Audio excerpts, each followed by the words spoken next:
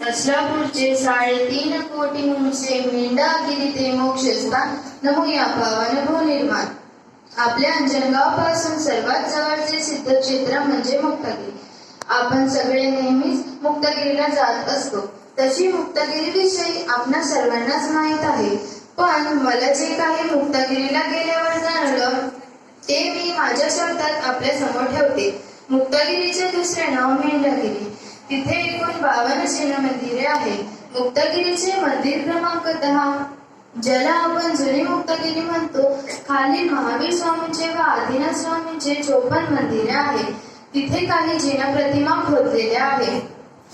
मंदिरा स्तंभावरील व छतांवरची नक्षी खोदलेली आहे. तिथली शांतीनाथ भगवंतांची मूर्ती अतिशय मनोज्ञ आहे.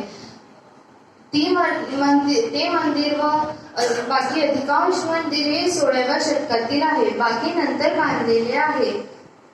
आपण जे विनायक मंदिर म्हणतो ते मंदिर क्रमांक 26. तिथली मूर्ती अतिशय मनोज्ञ व प्राचीन आहे. ती मूर्ती सप्तपणी आहे. मुक्तागिरीचा पहाड चढण्यासाठी 350 पायऱ्या चढाव्या लागतात. तिथून 3.5 कोटी मुनिराज मोक्षात गेले. त्यांच्या चरणी वंदन करूया. तसेच या क्षेत्रावर शीतलनाथ स्वामींचे चमोशान आले होते, तेव्हा तिथे मोत्यांची वर्षा झाली होती. मुक्तागिरीच्या संदर्भात एक कथा प्रचलित आहे. 10व्या मंदिरावरून एक मेंढा खाली पडला. तो चरायला गेला तेव्हाच त्याचा पाय घसरून तो खाली पडला. तिथेच एक मुनी ध्यानस्थ बसले होते. त्यांना तो मेंढा मरण्याच्या अवस्थेत दिसला. त्यांनी लगेच त्या मेंढ्याच्या कानात नमोकार मंत्र म्हटला. त्याचे प्राण गेल्यावर त्याला देवगती प्राप्त झाली. म्हणून त्याचे दुसरे नाव मेंढागिरी पडले. इथे अष्टमी चतुर्दशीला केशर चंदनची वर्षा होते, अशी जनश्रुती आहे. इथे एक सुंदर जलप्रपात आहे. ती 250 फूट उंचावरून पडते व नैसर्गिक सौंदर्याने नटलेले आहे. हे सिद्धक्षेत्र भाविक भक्तांना तर आकर्षित करते, तसेच पर्यटकांना सुद्धा आकर्षित करते. दरवर्षी कार्तिक पौर्णिमेला तिथे रथयात्रा भरते. तिथे एक सुंदर गोमुख आहे, पण तिथे पाणी कुठून येते याचा आजपर्यंत शोध लागला नाही. पण पाणी सतत वाहते. मुक्तागिरीचा इतिहास आपल्याला आदर्श देणारा आहे.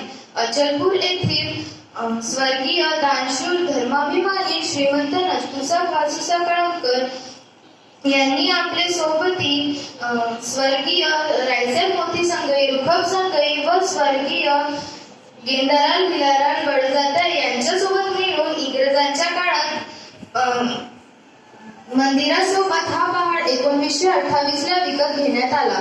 कारण तिथे लोक शिकारीसाठी चपले बुटे घालून जात होते व जनावरांची शिकारी करत होती. याच जैन धर्माची पवित्रता लक्षात घेऊन हा पहाड विकत घेतला. त्यांनी आपल्या धर्मासाठी एक अविस्मरणीय काम केले आहे व अशा या सिद्धक्षेत्राला व तिथून निर्माण प्राप्त झालेल्या 3.5 कोटी मुनिराजांच्या चरणी वंदन करते. जय जयंत.